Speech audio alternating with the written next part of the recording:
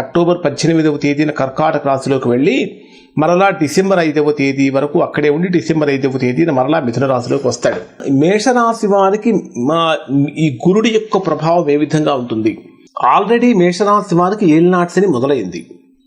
అయినప్పటికీ కూడా ఈ సంవత్సరం మేషరాశి వారు తీవ్రమైనటువంటి ఏలినాటి శని ప్రభావాన్ని పొందరు. కారణం ఏమిటంటే మేషరాశి వారికి శని యోగకారకుడు కాకపోయినప్పటికీ గురుడు బ్రహ్మాండమైనటువంటి యోగాన్ని ఇచ్చేటటువంటి స్థానంలోకి వెళ్తున్నాడు. అసలు 3వ స్థానం అంటే ఏమిటి? 3వ స్థానం దేనికి సంబంధించింది? కాబట్టి 3వ స్థానం అంటే మిథున రాశి. మిథున రాశ్యాధిపతి ఎవరు అంటే బుధుడు. కానీ గురుడు మరియు బుధుడు 2 గ్రహాలు కూడా మిత్రగ్రహాలు ఏమీ కాదు, శత్రుగ్రహాలే. అయినప్పటికీ తృతీయ స్థానంలో గురుడు సంచరిస్తున్నాడు. తృతీయ స్థానం అంటే విక్రమ స్థానము, పరాక్రమ స్థానము, కమ్యూనికేషన్స్కి, పబ్లిక్ రిలేషన్స్కి, సోదరులకి మొదలైనటువంటి వాటన్నిటికీ కూడా సంబంధించినటువంటి స్థానం.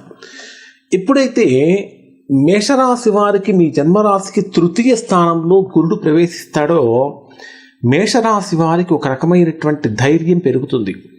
ఇప్పటిదాకా ఏదైనా ఒక పని చేద్దామా వద్దా అని సందిగ్ధతతో ఉన్నటువంటి వారికి, వెనక ముందు అంటే ముందుకు వెళ్ళలేక వెనక్కు రాలేక అడుగులు పడుతున్నటువంటి వారికి గురుడు ఏం చెప్తాడంటే, ఏం సంకేతం ఇస్తాడంటే, ధర్మ మార్గంలో ప్రయాణించు, నేనున్నాను, అన్నీ నీకు నేను చూస్తాను అనేటటువంటి సంకేతం ఇస్తాడు. గురుడు తృతీయ స్థానంలో సంచరించేటప్పుడు మేషరాశి వారు ప్రధానంగా చేయవలసినటువంటి పని ఏమిటంటే 12వ స్థానంలో శని కూడా సంచరిస్తున్నటువంటి కారణం చేత ఏ వ్యవహారము కూడా పోస్ట్ పోన్ చేయకూడదు. అంటే ఇవాల్టి పని రేపు చేద్దాము, రేపటి ఎల్లుండి చేద్దాము, 4 రోజుల తర్వాత చేద్దాము, ఈ రకమైనటువంటి వాయిదాల పద్ధతి కనుక అనుకున్నట్లయితే మేషరాశి వారికి బ్రహ్మాండమైనటువంటి ఫలితం. ప్రధానంగా తృతీయ స్థానంలో గురుడి యొక్క ప్రభావం వచ్చినప్పుడు ఏం జరుగుతుందంటే ఈ మేషరాశి వారికి సమాజంలో చక్కటి గౌరవం పెరుగుతుంది. సమాజ సేవకు సంబంధించినటువంటి కార్యక్రమాలు చేస్తారు. తృతీయ స్థానం బుధుడికి సంబంధించినటువంటిది కాబట్టి వ్యాపారపరమైనటువంటి నిర్ణయాలు కూడా సమర్థవంతంగా తీసుకుంటారు. వ్యాపారపరమైనటువంటి లాభాలు కూడా కలుగుతూ ఉంటాయి.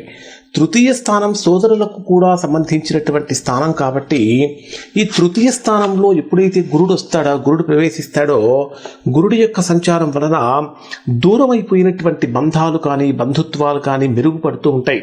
అంటే అన్నదమ్ముల మధ్య ఉండేటటువంటి అభిప్రాయ భేదాలు తొలగిపోతూ ఉంటాయి. తండ్రి కొడుకుల మధ్య ఉండేటటువంటి అభిప్రాయ భేదాలు తొలగిపోతూ ఉంటాయి. పార్ట్నర్షిప్ బిజినెస్ చేసేటటువంటి వారికి కూడా అనుకూలంగా మారుతుంది.